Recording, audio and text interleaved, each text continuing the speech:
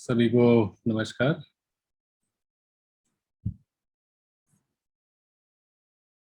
आज का सत्र आरंभ करते हैं। आज हमारे साथ दो तीन नए लोग जुड़े हैं, तो आपका आमंत्रण है यहाँ पे।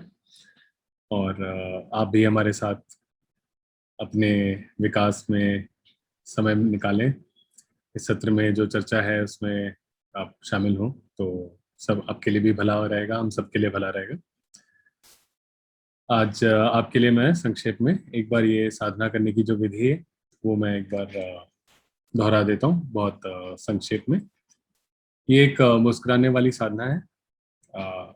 इसमें न केवल साधना के समय अ, बल्कि बाकी जो आपका पूरा दिन है उसमें जितने जब जब आपको याद रहे तो एक मुस्कान अपने अपने चेहरे पर लानी है। इसको आप एक आसन का हिस्सा मान सकते हैं कि हमेशा मुस्कुराते रहना है। इसकी एक वजह है कि इससे हमारा मन उत्कृष्ट रहता है और हमारी जो स्मृति है या हमारे मन की जो हलचल या प्रक्रियाएं होती हैं उनको पहचानने के लिए जो जागरूकता की आवश्यकता होती है, उस जागरूकता के लिए ये जो मुस्कान है वो उसको तीव्र बनाने में मदद करता है। आप ये साधना करने के लिए आप जमीन पर बैठ सकते हैं, गद्दे पर बैठ सकते हैं या कुर्सी पर भी बैठ सकते हैं। कोई इसमें लिमिटेशन नहीं है कि आप जमीन पर ही बैठें। बस एक आपने ध्यान रखना है कि आपकी रीढ़ की हड्डी सीधी हो, बहुत ज़्यादा अकड़ी हुई ना हो, कंफर्टेबल हो, सीधी हो, लेकिन बहुत ज़्यादा आगे झुकने जैसी भी ना हो। ऐसा आसन आप धारण करेंगे। थोड़ा बैठने के पहले आप देखेंगे कि आपके लिए आसन सबसे जरूरी है कि आरामदायक हो। आपको शारीरिक कष्ट के वजह से आपकी साधना में अड़चने नहीं आनी चाहिए, तो ये जरूरी है। यहाँ आप ऐसा आसन धारण करने के बाद आप सबसे पहले अपने जीवन में एक सुखद घटना याद करेंगे जब आपका मन बिल्कुल सुखी, शांत, संतुष्ट था। ऐसा कोई प्रसंग हो, जैसे कई लोगों के लिए अपने बच्चों के साथ खेलना या अपने घर के बड़ों के साथ बिताए हुए अच्छे पल, ऐसे पल याद आते हैं। या जिनके पास पालतू जानवर हैं उनके साथ बिताए हुए पल याद आते हैं, जब आपके मन में बिल्कुल पूरी तरीके से संतुष्टि, सुख और शांतता हो। ऐसा पल याद करेंगे और उस पल में जो आपको अनुभव हुआ था, एक जो भाव आपके हृदय में उत्पन्न हुआ था, वो भाव आप अ, अपने हृदय के केंद्र में लाएंगे और ये कामना करेंगे कि मैं इसी तरीके से खुश रहूं, संतुष्ट रहूं, शांत रहूं, जैसे मैं उस घटना के दौरान था। ये आप अपने लिए कामना करेंगे। इसको मंत्र की तरह नहीं जपना है। हमें ध्यान देना है कि ये जो भावना है, ये जो उत्पन्न करी है हमने, इसे अपने आप के लिए ये कामना करनी है कि हम सुखी रहें, संतुष्ट रहें और शांत रहें। ये भाव हम अपने आप को भेजेंगे पहले 10 मिनट। 10 मिनट के बाद एक आध्यात्मिक मित्र को यही भाव हम भेजेंगे। आध्यात्मिक मित्र कौन है? आध्यात्मिक मित्र एक व्यक्ति हम चुनेंगे और उन्हीं उसी व्यक्ति के साथ हम अपनी साधना करेंगे जब तक आपको अपनी साधना का की विधि बदलने के लिए नहीं बताया जाए। एक व्यक्ति ऐसा चुनेंगे जो कि जीवित हो, आपके परिवार का सदस्य ना हो। ऐसा कोई व्यक्ति हो जिसके लिए आपके मन में आराम से आदर आता है, आपको उनके लाभ के बारे में सोचने में कोई शंका या झिझक नहीं होती। और ऐसा कोई व्यक्ति हो जिसके लिए आपके शारीरिक आकर्षण होने की कोई संभावना ना हो। तो ऐसा कोई एक व्यक्ति चुनेंगे। इस व्यक्ति को आप ये वही भाव भेजेंगे कि आप खुश रहें, आप शांत रहें, आप संतुष्ट रहें। आप अपने शब्दों का इस्तेमाल कर सकते हैं, जरूरी नहीं यही शब्द बोले। और ये जैसे मैंने पहले बोला, इसको मंत्र की तरह नहीं उच्चारण करना है। हमें ध्यान देना है ये भाव उस व्यक्ति को भेजने में। आप या तो ऐसा समझ सकते हैं कि ये भाव आप अपने हृदय से उस व्यक्ति को भेज रहे हैं, या उस व्यक्ति को अपने हृदय में रखकर उस भाव के अंदर केंद्रित कर सकते हैं। ऐसे हमने 20 मिनट उनको मंगल मैत्री का भाव भेजना है। कुल मिला के कम से कम हमें आधे घंटे बैठना है। इसकी एक वजह है कि इतना समय 20-25 मिनट हमारे मन को लग जाता है कि जो हमारे व्यावहारिक जीवन का जो उसके बारे में जो सोचते हैं, जो चीजें चलती रहती हैं हमारे मन में, एक अंदरूनी वार्तालाप जो चलते रहता है, वो थोड़ा शांत होने के लिए 20-25 मिनट का समय लग जाता है। और उस समय के बाद आपका मन और गहराई में जाने लगता है। इस दौरान आपका मन कुछ किसी न किसी विचार पर या किसी शारीरिक किसी स्पर्श पर या कोई ध्वनि आपको सुनाई दी, इससे आपका मन आपकी साधना के आलंबन से हटकर भटक जाएगा। जब भी ये भटकता है और आपको समझ में आता है कि मेरा मन भटक गया, मैं किसी चीज के बारे में सोचने लग गया, या तो अपने नौकरी के बारे में या पारिवारिक जीवन के बारे में या और किसी चीज के बारे में मैं सोचने लग गया हूँ, तो उस समय सबसे पहले हम 6 कदमों का प्रयोग करेंगे और अपने ध्यान को वापस अपनी साधना के आलंबन पर लेकर आएंगे। सबसे पहला कदम है ये पहचानना कि हमारा मन भटक गया है। इसको कहते हैं रिकॉग्नाइज स्टेप भी कहते हैं अंग्रेजी में। तो सबसे पहले हम पहचानेंगे कि हमारा मन अपने साधना के आलंबन से उठकर किसी और विचार में अटक गया है। दूसरा जो कदम है, हम ये निर्णय लेंगे कि हमारा ध्यान इस विचार या इस स्पर्श पर हम बनाए नहीं रखेंगे। इस विचार को जितना हम अपने ध्यान का पोषण देते हैं, आहार देते हैं, वो उतनी ही देर तक वो हमारे ध्यान को पकड़े रखेगा और हम इसको उस विचार से और निजी तरीके से जुड़ जाएंगे। तो ये निर्णय करना है कि इस विचार पर हमने और ध्यान बनाकर नहीं रखना। तीसरा कदम, जिसे रिलैक्स स्टेप भी कहते हैं, इसमें जब भी हमारा मन किसी विचार पर भटक जाता है अपनी साधना के आलंबन को छोड़कर, तो हमारे मन में एक तनाव, खिंचाव उत्पन्न होता है। ये ऐसा तनाव है जिसको हम महसूस कर सकते हैं, अनुभव कर सकते हैं। अगर आप शुरुआती अभी साधना शुरू कर रहे हैं तो आपको थोड़ा समय लगेगा, लेकिन थोड़ी समय साधना करने के बाद बहुत आराम से आप पहचान पाएंगे कि आपके मन में एक तनाव उत्पन्न हुआ है। ये तनाव आपके मन में भी हो सकता है, आपके कंधे या गर्दन में भी हो सकता है, ज्यादातर आपके सर के आसपास इसका अनुभव होता है। तो तीसरा जो कदम है रिलैक्स स्टेप, इसमें हम इस तनाव को शांत या ढीला करें। चौथा जो कदम है, हम दोबारा रीस्माइल कहते हैं इसको अंग्रेजी में, दोबारा जो मुस्कान है वो हमारे चेहरे पे लाएंगे। ये हमारे जो पिछले 2 स्टेप हैं, रिलीज, रिलैक्स और जो रीस्माइल है, ये तीनों जो कदम है हमारे, ये हमारे मन में एक जो तृष्णा का तृष्णा उत्पन्न होती है, जिस तृष्णा के आधार पर हमारा ध्यान एक अन्य विचार पर अटका रहता है, उसको निजी मानने लगता है, उसको छोड़ना नहीं चाहता है, उस तृष्णा को ढीला या शांत करने में तीनों मदद करते हैं। तो जैसे मैंने बताया, चौथा कदम है रीस्माइल या दोबारा मुस्कान अपने चेहरे पर लाना। जरूरी नहीं है कि हमें दांत फाड़ने हैं, थोड़ी छोटी सी मुस्कान भी चलेगी, लेकिन इससे तुरंत हमारे मन को उत्कृष्ट होने में आसानी होती है। पांचवा जो कदम है वो है कि रिटर्न, यानी कि हम अपने साधना के आलंबन पर वापस आएंगे। अपने आप को अगर मंगल मैत्री भेज रहे थे तो फिर अपने आप को मंगल मैत्री भेजना आरंभ करेंगे, और अपने आध्यात्मिक मित्र को अगर मंगल मैत्री भेज रहे थे तो उनको मंगल मैत्री भेजना आरंभ करेंगे। छठा स्टेप है मंगल मैत्री जो हमने भेजना शुरू किया उसको बरकरार रखना है, उसको लगातार हमने भेजते जाना है, और ये याद रखना है कि अगर दोबारा हमारा मन भटके तो यही 6 कदमों के इस्तेमाल से हम वापस अपने ध्यान को अपनी साधना के आरंभ पर लाएंगे। तो ये संक्षेप में ये इस साधना की विधि मैंने आपको बताई है, खासकर जो नए जुड़े हैं इस सत्र में।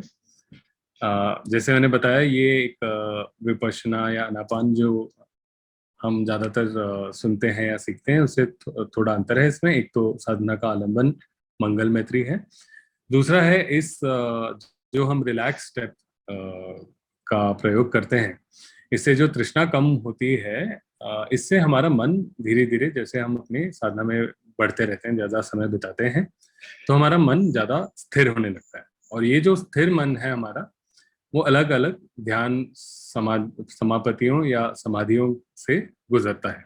8 ऐसी समाधियां होती हैं। तो इनसे जब मन गुजरता है तो मन जो विपश्यना होती है या मन के हलन चलन के बारे में जो हम ज्ञान प्राप्त करते हैं, हमारी विपश्यना की क्षमता भी बहुत तीव्र हो जाती है, क्योंकि हमारा मन स्थिर होता है तो मन के हलन चलन को समझने में हम ज्यादा सक्षम हो जाते हैं। तो इस तरीके से ये साधना शमथ विपश्यना है। एक ये साधना करने का एक बहुत ही विशेष तरीका है जो मैंने आपको बताया है। और इस तरीके से अगर आप इसके जो विधि है उसका पालन करेंगे तो शीघ्र से शीघ्र आपको बहुत इससे फायदा होगा। तो ये संक्षेप में मैंने साधना की विधि एक बार दोहरा दी है। और इसके पहले हमारे जो वीडियोस हैं डॉक्टर साहब के यूट्यूब चैनल पे हैं, वहाँ पे भी आप देख सकते हैं। और इसमें इसके बारे में और चर्चा भी करी गई है, तो इसके बारे में और लोगों ने प्रश्न उत्तर भी करे हैं, तो और इसके बारे में समझ सकते हैं। आज एक सूत्र के बारे में थोड़ी मैं चर्चा करना चाहूँगा। इसको कहते हैं ककचूपम सूत्र। ये मध्यम निकाय में 21वां सूत्र है। अंग्रेजी में इसको सिमिली ऑफ द सॉ कहते हैं। उसके बारे में थोड़ी चर्चा करने के पहले मैं सूत्र नहीं पढ़ूंगा, केवल इसमें जो भगवान बुद्ध ने जो बताना चाहा है, जो हमारे जिंदगी जीने का जो विधि के बारे में बताया है, उसके बारे में थोड़ी चर्चा करूंगा। उससे पहले एक चीज मैं ये समझना एक छोटी चर्चा उसके पहले सूत्र के बारे में बताने के पहले करना चाहूंगा कि कई बार हमें लगता है कि हम जैसे हम बात करते हैं कि पहला जो आर्य सत्य है, वो आर्य सत्य है कि जीवन में दुख दुख का अस्तित्व है, मतलब दुख हमारे जीवन में प्रेजेंट है। कई बार हम जब सोचते हैं तो हम अपने मन को सुखी ही मानते हैं। कभी कभार कुछ हो जाती है घटना, दुखी हो जाते हैं, क्रोधित हो जाते हैं, लोभी हो जाते हैं, तो हम हमेशा ये सोचते हैं कि ये तो बाहरी कारणों के वजह से हुआ, हमारे वातावरण में कुछ हुआ, किसी ने मुझसे कुछ कहा, किसी ने मेरे साथ गलत बर्ताव किया, किसी ने मेरा अपमान किया। तो केवल इसकी प्रतिक्रिया में मैंने अपनी समता खो दी, अपनी इक्वानिमिटी खो दी। मैंने कटु शब्दों का प्रयोग करा या किसी पर शारीरिक हिंसा करी या क्रोधित हो गया, मैं अपने मन ही मन क्रोधित होके बैठ गया, उनको मन में बहुत कोसा मैंने, या उनके बारे में बुरा भला सोचा या कहा। तो ये सब चीजें हमें लगता है कि हम केवल कभी कभार किसी एक वातावरण में करते हैं और ये ठीक है, क्योंकि हम बाकी समय हम सुखी रहते हैं, हम सबका भला चाहते हैं, तो कोई इसमें बुराई नहीं। तो इस सूत्र में थोड़े भगवान बुद्ध कहते हैं कि थोड़ा इस तरफ रोशनी डालते हैं भगवान बुद्ध कि क्या हम ऐसे वातावरण में होने वाली चीजों की प्रतिक्रिया में अपना शील भंग करना या अपना मन क्रोधित या पीड़ित कर देना, क्या ये सही है? क्या ये सही तरीका है जीने का? और क्या इससे हमें भला होता है, नहीं होता है? तो उसके बारे में क्या कहते हैं, इसकी थोड़ी हम चर्चा करेंगे। तो शुरुआत में भगवान बुद्ध कहानी बताते हैं सवाती में एक औरत का जिनका नाम है वैदेहिका। तो वैदेहिका के बारे में ऐसी चर्चा होती थी कि ये बहुत विनम्र है, बहुत समता है, बहुत शांत औरत है, इनका व्यवहार सबसे अच्छा होता है। तो ऐसे ही इनके बारे में चर्चा होती थी, बहुत अच्छी छवि बनी हुई थी इनके मन इनकी लोगों के मन में। इनके यहाँ एक काम करने वाली औरत थी, कली, जो कि अपना काम बहुत अच्छे से सफाई से करती थी। एक दिन कली सोचती हैं कि ये मेरे जो वैदेहिका जी हैं जिनके यहाँ मैं काम करती हूँ, इनके बारे में एक ये चर्चा होती है कि ये तो बहुत विनम्र हैं, बहुत समतापूर्वक हैं, बहुत सुशील हैं, बहुत शांत हैं। तो एक बार कली जी सोचती हैं कि क्या ऐसा है कि मैं काम अच्छा करती हूँ, कभी इनको शिकायत का मौका नहीं देती, क्या इसलिए वो ऐसे विनम्र हैं, ऐसी शांत हैं, कि ऐसा है कि उनके अंदर क्रोध तो है, गुस्सा है, लेकिन मैं उनको मौका नहीं देती हूँ, इसलिए ये बाहर निकलता है। तो वो सोचती हैं कि एक बार मैं उनको टेस्ट करती हूँ। तो एक दिन वो थोड़ा आराम से उठती हैं, अ, दिन की शुरुआत पर, मतलब सूरज उगने के पहले नहीं उठती हैं जैसे उनका नॉर्मली वो उठती थी, उसके बाद उठती हैं। तो वैदेहिका जी उनसे कहती हैं कि क्या हुआ, आप इतना देर से क्यों उठी। तो कहती हैं ऐसी कोई खास वजह नहीं है, बस मैं देर से उठ गई।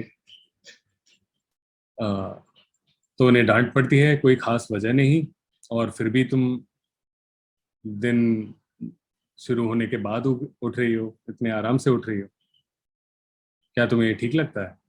तो ऐसे डांट पड़ती है। तो कली सोचती है कि अच्छा, वैदेहिका जी में रोज तो है, लेकिन ये दिखता नहीं। दिखता इसलिए नहीं है क्योंकि मेरा काम ठीक रहता है, अर्थात जो उनका वातावरण है वो उनको क्रोध की तरफ नहीं लेके जाता है। लेकिन जब उनका वातावरण ठीक नहीं है तो वो क्रोध उनमें उत्पन्न हो जाता है। इसी तरीके से अगले 2-3 दिन कली जी उनका की और परीक्षा लेती हैं। रोज थोड़ा थोड़ा और समय के बाद उठती हैं, रोज इनका क्रोध बढ़ते जाता है, और आखिरकार ऐसा समय हो जाता है जब वो एक बेलन लेकर उनका उनके सर पर वार कर देती हैं। जो उनके काम वाली हैं, जो कली जी हैं, उन पर वैदेहिका जो उनकी मालकिन है वो वार कर देती हैं, और उनके सर से खून निकलने लगता है। और कली जी जाकर बाहर बताती हैं कि आपने देखा, जो जिसे आप विनम्र कहते हैं, जिसे आप समतापूर्वक कहते हैं, सुशील कहते हैं, देखिए उनका कि कैसी प्रतिक्रिया रही, कि केवल थोड़ी देर से उठने के लिए इन्होंने एक बेलन से मेरा सर फोड़ दिया, खून निकाल दिया। और तुरंत इनके बारे में ऐसी चर्चा होने लगती है कि ये तो बहुत क्रोधी हैं, इनको बिल्कुल संतुलन नहीं है, और ये हिंसापूर्वक है, वैदेहिका जी। इससे क्या कहना चाहते हैं भगवान बुद्ध, और इन्होंने इस सूत्र में भगवान बुद्ध ने और भी उदाहरण दिए हैं। भगवान बुद्ध कहते हैं कि मेरी शिक्षा सुनने वाले भिक्षुओं, चाहे कोई भी वातावरण हो, कोई भी आपके साथ कैसा भी पेश आए, कोई भी बर्ताव करे, आपके मन में कभी भी क्रोध उत्पन्न नहीं होना चाहिए, आपके मन का संतुलन नहीं बिगड़ना चाहिए। आप उस व्यक्ति को भी विनम्रता से ही देखेंगे, उनकी भलाई के लिए ही सोचेंगे, और वहां से शुरू करते हुए पूरे संसार को आप वही भलाई, मंगल, मैत्री और शांतता का जो भाव है वो आप भेजेंगे। अलग अलग उदाहरण में भगवान बुद्ध यही कहते हैं कि यही सही तरीका है। कई उदाहरण देते हैं, जैसे धरती का उदाहरण देते हैं कि अगर एक इंसान आए और धरती में छेद करे और इधर उधर उसको जो मिट्टी है इधर उधर फैला दे, यहाँ वहाँ थूक दे, और कुछ अलग अलग गंध वहां पे डाल दे, और कहे कि तुम बदल जाओ, तो क्या धरती बदल जाएगी? नहीं। धरती ऐसी वातावरण में छोटी छोटी जो चीजें हैं इससे बदलती नहीं। वो धरती के अंदर एक गहराई है, एक समता है, उसको इस इंसान के हरकतों से बिल्कुल फर्क नहीं पड़ता। इसी तरीके से भगवान बुद्ध कहते हैं कि 5 तरीके हैं जिससे और लोग आपके साथ बात कर सकते हैं, बर्ताव कर सकते हैं। सही समय पर बात कर सकते हैं, या बिना सही समय हुए कोई चीज कह सकते हैं आपको। सच कह सकते हैं या झूठ कह सकते हैं। प्रेम पूर्वक बात कर सकते हैं या कटु बात कर सकते हैं। लाभदायक बात कर सकते हैं जो आपके लाभ के लिए हो, या आपके नुकसान के लिए जो हो, ऐसी बात कर सकते हैं। अपने मन में एक मंगल मैत्री की भाव से आपसे बात कर सकते हैं या आपको नफरत से बात कर सकते हैं। अलग अलग तरीका है। किसी भी तरीके से कोई हमसे बात करे, हमें अपनी साधना ऐसी बनानी चाहिए कि हमारा मन इससे ना हिलकर, इससे इसकी प्रतिक्रिया में क्रोधित ना होकर, परेशान ना होकर, पीड़ित ना होकर, हमने केवल इस दूसरे व्यक्ति की भलाई के लिए सोचना है। एक मन में मंगल मैत्री का भाव लाना है, अंदर कोई क्रोध नहीं रखना है।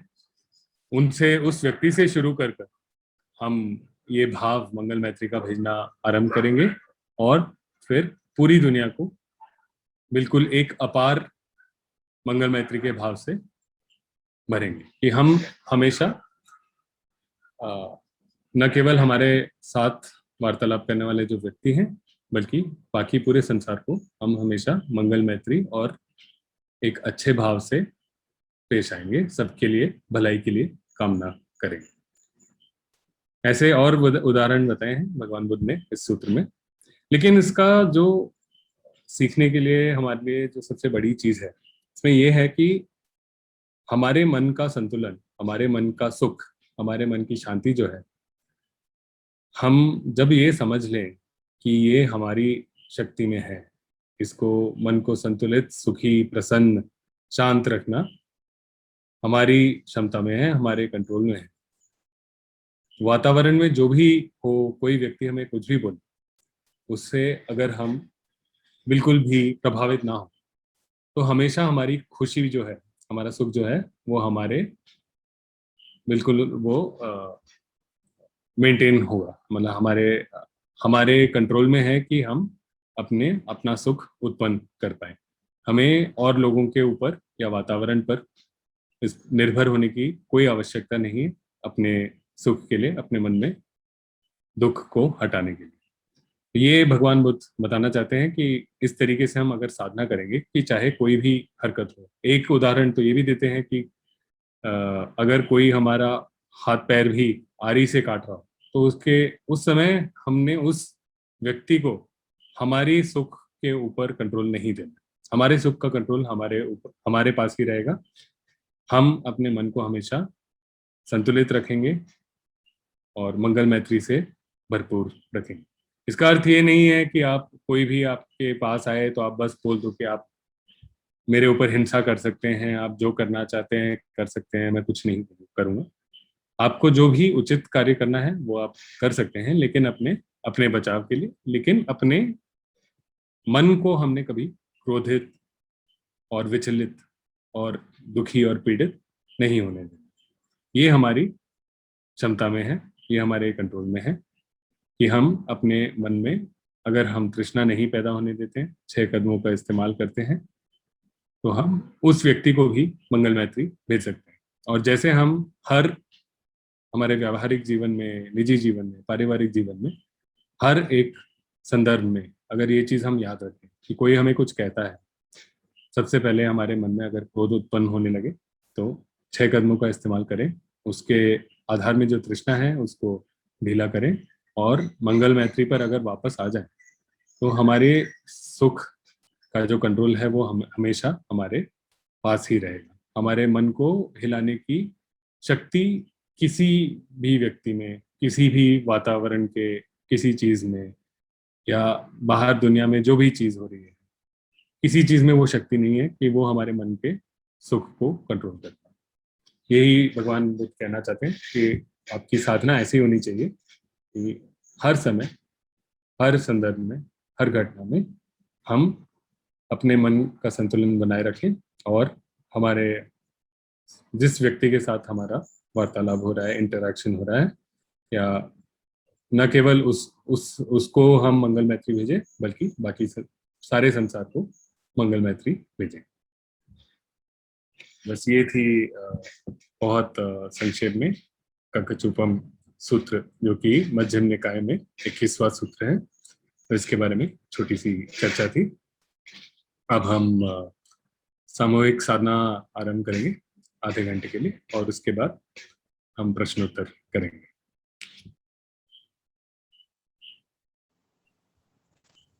किसी का कोई प्रश्न है तो पूछ ले।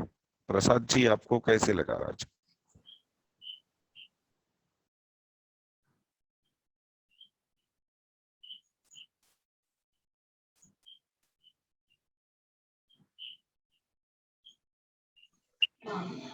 शुरुआत ही थी, समझ में ले रहा था, प्रयास कर रहा था।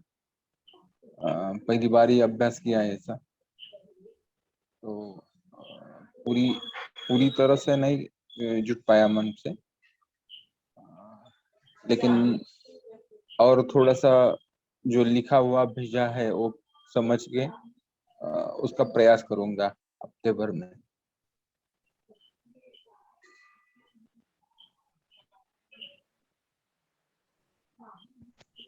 गुड।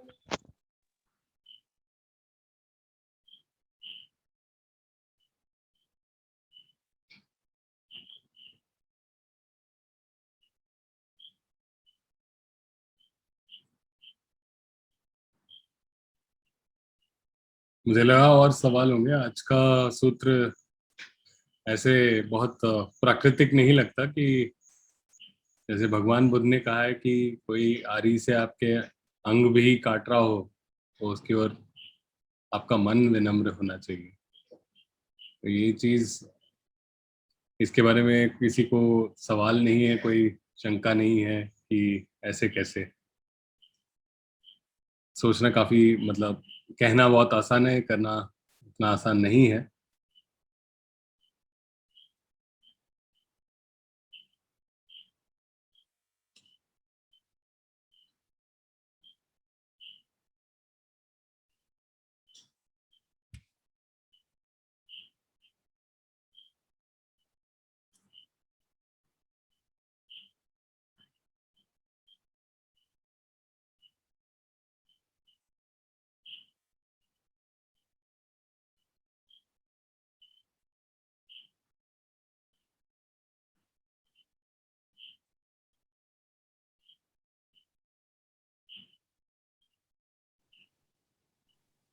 हेलो।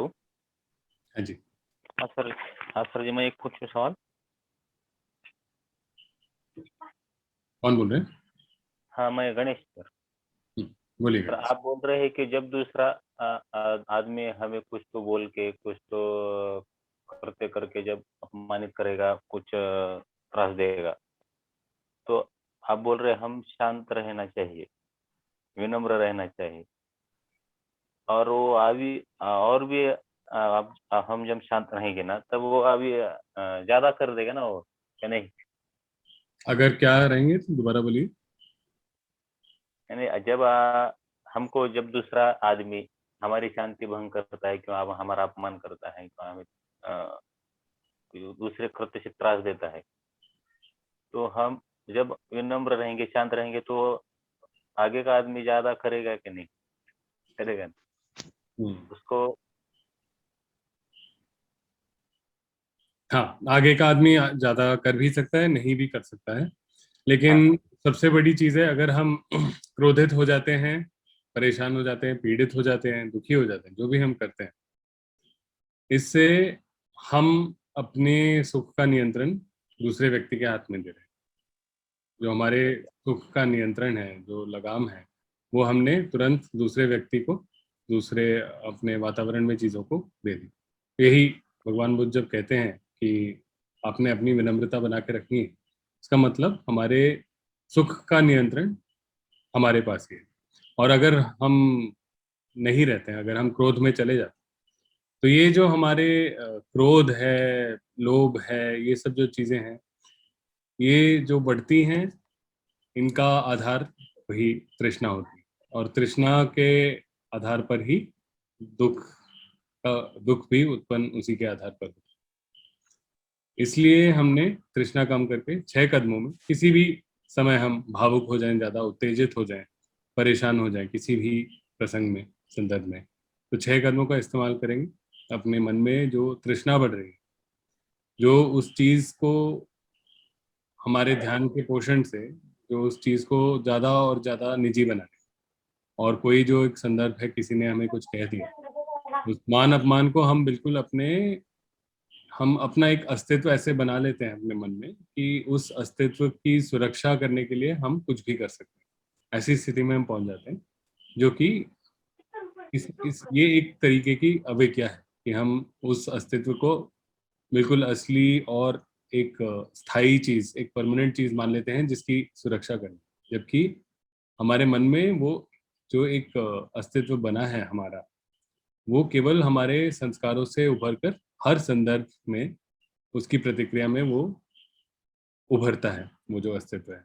लेकिन उसको हम सोचकर अपने मन को अगर क्रोधित कर लें, तृष्णा बढ़ाकर रखें, उस चीज पर अपना ध्यान बनाकर रखें, उसे अपना मान लें और अपनी खुशी और दुख को उसके साथ हम बांध लें, तो न केवल उस समय के हमारे जो कर्म होंगे उससे हमारा दुख उत्पन्न होगा, लेकिन हमारे आगे के लिए भी जो हमारे मन की एक प्रवृत्ति होगी, जो हमारे संस्कार होंगे, वो उसी तरीके से बनेंगे जो आदतें हमारी, जो उपादान हम जब बात करते हैं प्रतीच्य समुपादेय, या जैसे जिस तरीके से हमारे मन की प्रक्रिया होती है एक वस्तु से दूसरे वस्तु पर भटकने।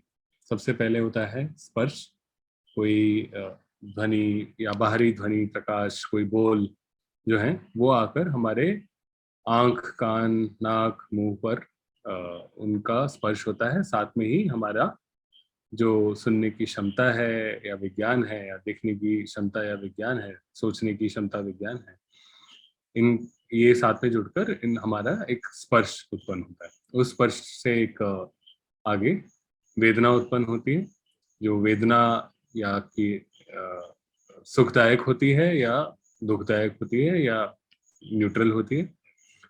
उस वेदना के आधार पर आगे तृष्णा पैदा होती है। तृष्णा और उपादान जो है वहां पर हम एक कोई भी जो एक स्पर्श हुआ है, कोई भी जो एक प्रक्रिया हुई है, उसको हम एक निजी तौर से कि ये मुझे पसंद है, नहीं है, मैं कौन हूँ, मेरे जीवन में इसका क्या महत्व है, नहीं है, ये मेरे अस्तित्व इससे कैसे जुड़ता है, ये सब चीजें जो हैं हमारे तृष्णा और उपादान की जो प्रक्रिया होती है उससे बढ़ते जाते हैं। और अगर हम उसको इस समय हम 6 कदमों का इस्तेमाल करके वो तृष्णा ढीला कर कर उचित कार्य नहीं करेंगे, तो हम वही कार्य करेंगे जो कि हमारे संस्कारों में, हमारे पुरानी आदतों से बनी हुई जो कर्म है, जो जिस तरीके के कर्म करने की संभावना होती है हमारे अंदर, उसी तरीके का कर्म हम कर जाएंगे। कभी हमारे मन का विकास नहीं हो पाएगा और इस प्रक्रिया का अंत हमेशा एक दुख में ही होता है, क्योंकि कोई भी चीज हो, बाहर का व्यक्ति आपको आपका अपमान करे और आप उसको क्रोध में कुछ बोल भी दो, तो आपका मन न केवल उस समय आपका शील भंग हुआ, लेकिन आपके मन में भी वही चीज, अगर आपने क्रोध में जो तृष्णा है, जो उसका आधार है, उसको आपने ढीला नहीं किया, तो न केवल उस समय आप परेशान होंगे। कई बार आपने देखा होगा गाड़ी चलाते समय या रोड पे जाते हुए कोई आपका काट जाता है, हॉर्न मारता है या रैशली ड्राइव करता है, आपको लगता है कि हमें खतरा दे रहा है, जैसे छोटा उदाहरण दे रहा। और कई बार ऐसा होता है कि हम घंटों घंटों तक उसके बारे में सोचते रहते, क्योंकि हमने उसमें तृष्णा को ढीला नहीं किया। अगर हम वही काम उस समय, या कोई हम, जैसे आपने कहा हमारा अपमान किया, एक आदमी ने आपका अपमान किया, कोई ऐसा एक प्रसंग आप याद करें, और आपने उस समय अपने मन में तृष्णा ढीला नहीं करा, विनम्रता नहीं उस व्यक्ति की ओर दिया, तो ये चीज न केवल उस समय आपको क्रोधित कर देता है, आपके मन का संतुलन बिल्कुल हिला देता है, मन को विचलित कर देता है, लेकिन उसके बाद भी आप सोचते रहते हैं, उस समय भी आप सोचते रहते हैं इस चीज के बारे में। हजारों करोड़ों बार आपके मन पर अलग अलग सोचों का स्पर्श होता है, जिससे यही चीज होती रहती है कि उसने मेरे अपमान कर दिया, मेरे अस्तित्व को उसने हमला कर दिया। उस समय भी रहेगा, उस दिन रात को जब आप सोएंगे तब भी होगा, सपने में भी आपको कुछ सोने में परेशानी होगी, उत्तेजना होगी, अगले दिन भी आप परेशान रहोगे, उस व्यक्ति को दोबारा देखोगे आप परेशान होगे, कोई और व्यक्ति उस व्यक्ति के साथ जुड़ता है कभी, तो आप उस व्यक्ति के साथ भी एक क्रोध बना कर रखेंगे। आप कई कई बार तो ऐसा होता है, जैसे हम सुनते हैं कि मतलब पारिवारिक संघर्ष होते हैं कि भाई भाई की जान ले लेता है, पड़ोसी पड़ोसी के ऊपर हमला कर देता है एक पार्किंग के लिए। तो ये ऐसा नहीं है कि एक बार में होता है, क्योंकि हर बार हम उस क्रोध को उत्पन्न होने देते हैं, अपने मन के संतुलन को खो देते हैं।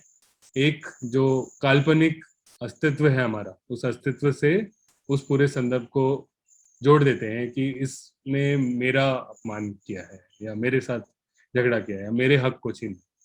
ये चीज हम करते हैं तो हमारे संस्कार भी उस हिसाब से बदलते रहते हैं, हमारे सोचने की का तरीका उस हिसाब से बदल जाता है। और हर एक संदर्भ में जो भी हम कार्य करते हैं, अगर हम तृष्णा के आधार पर करते हैं तो वो प्रतिक्रिया होती है, रिएक्टिव होती है। और ये जो रिएक्शन होता है, हमारे जो ये संस्कार बने हैं, जो पुरानी आदतें बनी, बिल्कुल उसके हिसाब से। तो अगर आपने क्रोध की जगह आपने विनम्रता से किया होता, तो हो सकता है वो बंदा, वो जो दूसरा व्यक्ति है, वो ना सुधरे, वो ऐसे ही बात करे। लेकिन आपने अपने मन में हजारों करोड़ों जो स्पर्श हैं, जो कि आपके मन को विचलित कर जाती हैं, अंत में दुख से भर देती हैं, क्रोध से भर देती हैं, ईर्ष्या से भर देती हैं, ये सब चीजें आपने अपनी सेवा में इनको त्याग दिया, या अपने मन के सुख के लिए, न केवल उस समय, उस घटना के समय, लेकिन आपके सारे भविष्य के लिए भी आपने अपनी सेवा में उस क्रोध को त्याग कर बहुत भला कर। आप समझ पा रहे हैं गणेश जी क्या कहना चाह रहा हूँ मैं?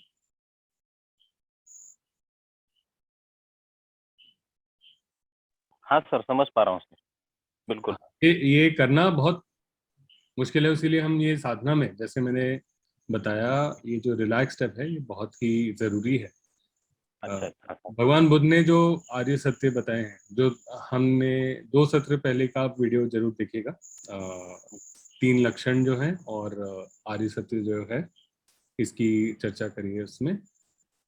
जो आर्य सत्य उन्होंने, भगवान बुद्ध ने बताए हैं, पहला है कि हाँ, संसार में, जीवन में दुख का अस्तित्व है, दुख है। हाँ दूसरा जो है, दुख का आधार है तृष्णा, जो समुदाय या ओरिजिन जिसे कहते हैं, दुख का आधार है तृष्णा।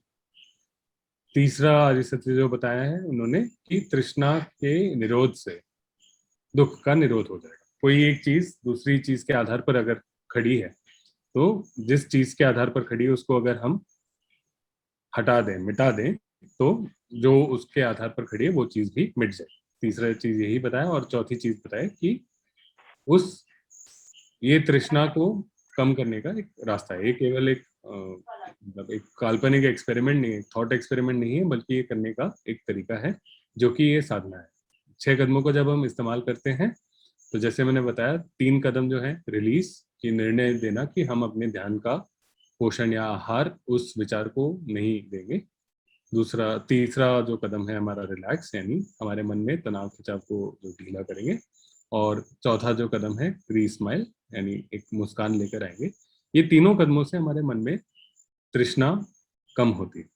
तृष्णा कम होती है तो हम उसको निजी नहीं मानते हैं, हम जो उस संदर्भ में उचित कार्य है वो करते हैं, न कि अपने अस्तित्व की रक्षा या उसके सुरक्षा या उसके हमले के हिसाब से ऐसे सोचकर हम कार्य नहीं करते हैं।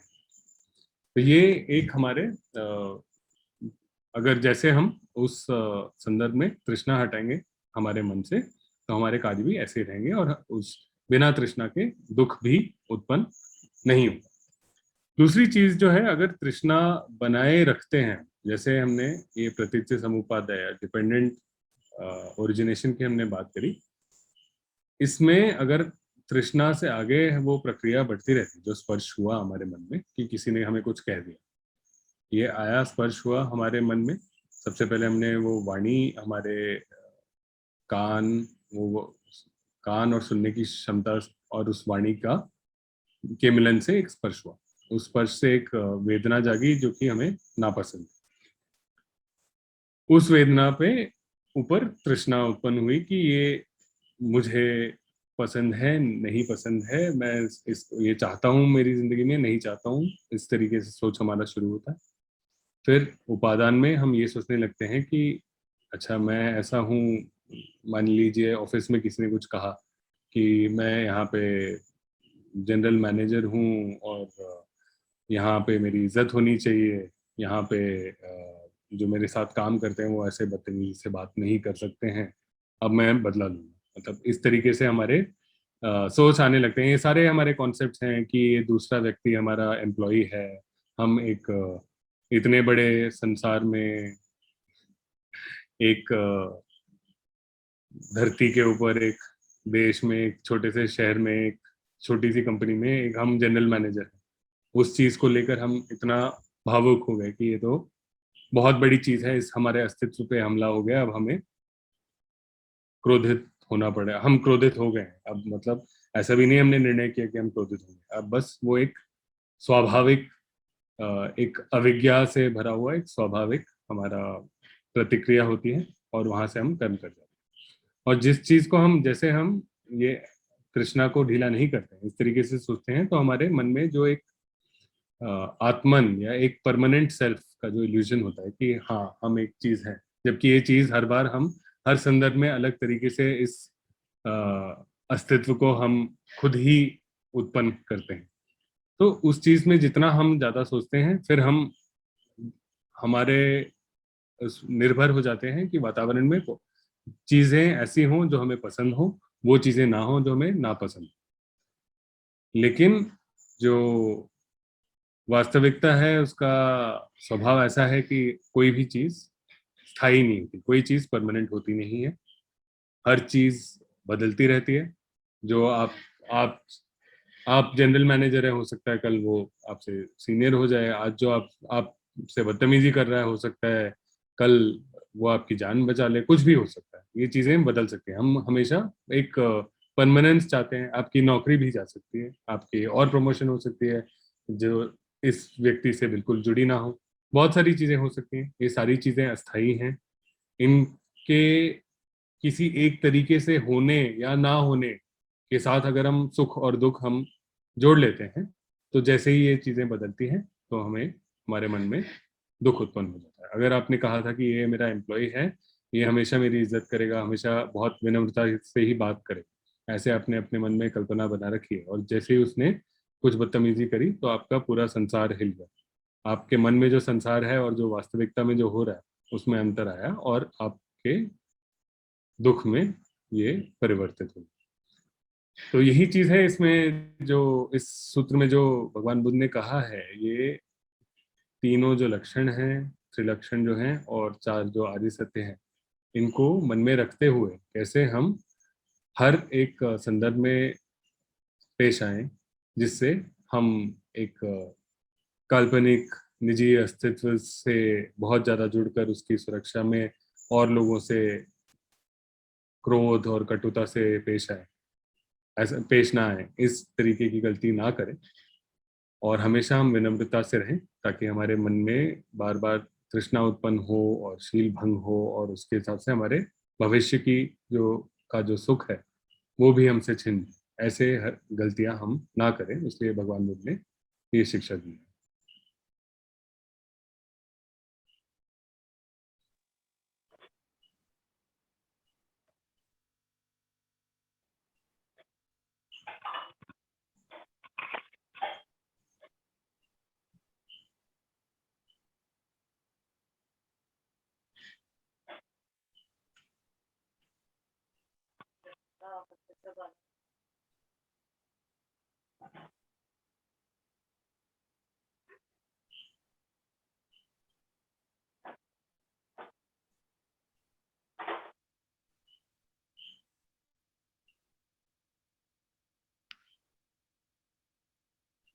अन्य कोई प्रश्न? और सर, और एक मेरा प्रश्न है सर। हाँ बोलिए। सर, मंगल मैत्री के बारे में, हमारे आध्यात्मिक मित्र को जो मंगल मैत्री भेजने हैं सर, उसका मैं कुछ समझ नहीं पाया सर। मंगल मैत्री आध्यात्मिक मित्रों को कैसे भेजना है? हाँ, कैसे भेजना, और कितने उसका समय कुछ है, उसके अनुभव का कुछ। ठीक, मैं एक बार और बताता हूँ। आध्यात्मिक मित्र, सबसे पहले केवल एक ही आध्यात्मिक मित्र को चुनेंगे आप, जब तक आपकी अभ्यास की विधि ना बदली जाए, तब तक एक ही आध्यात्मिक मित्र को भेजेंगे। इनको चुनने का तरीका मैंने बताया था, ये वो आपको याद है। तो सबसे पहले जब हम हमें घटना याद करते हैं, एक सुखद घटना याद करते हैं हमारे जीवन में, जब हम बिल्कुल शांत, संतुष्ट और सुखी हो, मतलब संतुष्टता हो हमारे मन में, कोई किसी तरीके की, जो जैसे मैं कह रहा था, तृष्णा हो, कि तृष्णा के बलबूते हम चाहते हैं कि संसार हमारे अनुसार हो जाए, थोड़ा बदल जाए। पर ऐसे हमारे जीवन में कई प्रसंग होते हैं जब हम कोई ऐसा बदलाव नहीं चाहते हैं, हम नहीं चाहते कि संसार इस तरीके से हो, मुझे अच्छा लगे, केवल हम एक बहुत ही प्राकृतिक तरीके से सुखी रहते हैं। जैसे मैंने उदाहरण दिए कि बच्चों के साथ खेलते समय हम ये नहीं सोचते कि कुछ चीज़ ऐसी अलग होनी चाहिए, मुझे ये पसंद है नहीं पसंद है, हम बस केवल बिना अपने बारे में सोचे सुखी रहते हैं। तो ऐसा एक प्रसंग याद करेंगे ऐसा, और वो जो भाव आपने उस समय अनुभव किया था उस प्रसंग में, वो भाव आप अपने हृदय में लेकर आए। सबसे पहले आपने ये इस भाव की कामना अपने आप को करनी है कि जैसे मैं उस समय सुखी था, संतुष्ट था, वैसे मैं हमेशा रहूं। ये आपने अपने लिए कामना करनी है 10 मिनट के लिए। उसके बाद अपने आध्यात्मिक मित्र के लिए यही कामना करनी है। तो कई अलग अलग लोग अलग अलग तरीके से ये करते हैं। कई लोग अपने आध्यात्मिक मित्र को ये ऐसा सोचते हैं कि वो अपने अपने आध्यात्मिक मित्र को अपने हृदय के केंद्र में रखा है, इस भाव के बिल्कुल बीचों बीच, उस भाव में उनको उनके चारों ओर ये भाव हमने भर दिया। ऐसे कई बार लोग सोचते हैं। कुछ लोग ऐसे साधना करते हैं कि वो भाव अन्य व्यक्ति को भेज रहे हैं। कई लोग विजुअलाइज ज्यादा करते हैं, जो मन में चित्र एक देख पाने की क्षमता अलग अलग होती है लोगों की। कई लोग देखते हैं कि मेरे मित्र मेरे हृदय में हैं, कई देखते हैं कि मैं उनको भेज रहा हूँ मंगल मैत्री का भाव।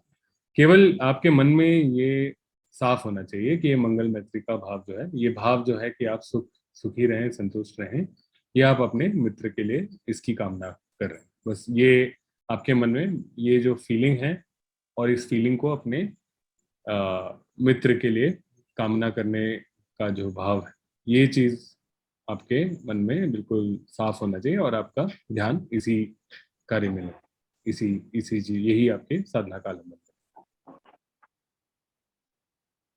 अच्छा, ठीक है।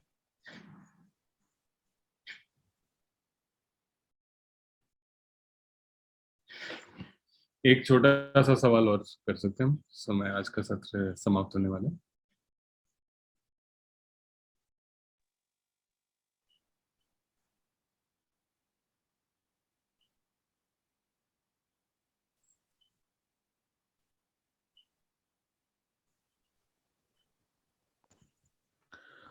साधना की सातत्य, मतलब हर रोज साधना बनी रहे, इसके लिए क्या करना चाहिए, न छूटे कभी?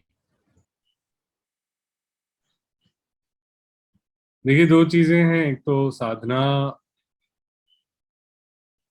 केवल बैठकर नहीं होगी, ये जैसे भगवान बुद्ध ने भी बताया, ये एक पूरे जीवन में साधना करने की एक शिक्षा है कि हर एक प्रसंग में एक चीज हमेशा कर सकते हैं कि कभी भी भावुक हो जाए, उत्तेजित हो जाए अंतिम, तो ये समझे कि इस समय क्या हुआ है, कि उस समय हमारी जब तक स्मृति या माइंडफुलनेस या हमारे जो एक जागरूकता होती है कि मन की प्रक्रिया कैसे हो रही है, ये जब तक बहुत तीव्र नहीं होती, तो हमें कई चीजों का अनुभव तभी होता है जब हम बिल्कुल तृष्णा और उपादान के आधार पर हम अलग कुछ कर्म कर जाते हैं। हम धीरे धीरे जब हम समझे कि ये जरूरी है इसको पहचानना, तो फिर भी हम पहचान सकते हैं। कभी भी हम दिन में किसी भी प्रसंग में उत्तेजित हो जाए, भावुक हो जाए, ऐसे नहीं कि हम सिर्फ कुछ बोलें, केवल मन में भी हम अगर सोच रहे हैं, हमारा मन विचलित है, उत्तेजित है, किसी भी चीज से हो सकता है कि आप कहीं वेट कर रहे हैं, किसी लाइन में वेट कर रहे हैं, बस के लिए वेट कर रहे हैं, ट्रेन के लिए वेट कर रहे हैं, या खाने के लिए वेट कर रहे हैं।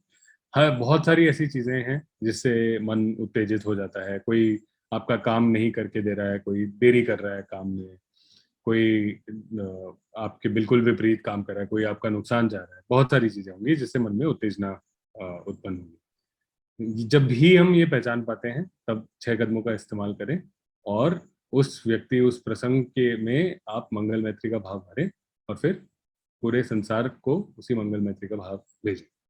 तो एक तो ये चीज है जिससे हमारी साधना केवल एक बैठ के जो हम अभ्यास करते हैं उस तक सीमित नहीं रहती, बाकी समय भी चलती रहती है। दूसरा एक तरीका जो है, गणेश जी और प्रसाद जी आपके लिए ये नया होगा, जो हम संक्रमण ध्यान करते हैं, अर्थात न चलते फिरते भी हम ये जो मंगल मैत्री का भाव हम अपने आध्यात्मिक मित्र को भेज रहे हैं वो कुछ किसी भी कार्य में करते समय हम कर सकते हैं।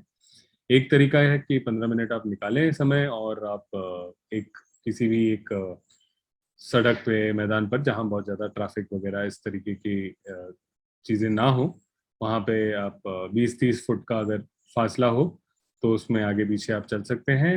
नॉर्मल जैसे आप कहीं किसी कार्य के लिए जाते हैं उसी तेज़ी से आप चलेंगे और अपनी नज़र जो है आपसे अपने आप से 6-8 फुट आगे रखेंगे ताकि बहुत आगे पीछे की चीज़ें देखकर हमारा ध्यान ना भटके, और उस समय उस 20-30 फुट के फासले में हम आगे पीछे चल सकते हैं और वही जो मंगल मैत्री हम अपने आध्यात्मिक मित्र को भेज रहे हैं वही भेजते रह सकते हैं, और जब भी हमारा मन भटके तो 6 कदमों के रास्ते उसको वापस ला सकते हैं।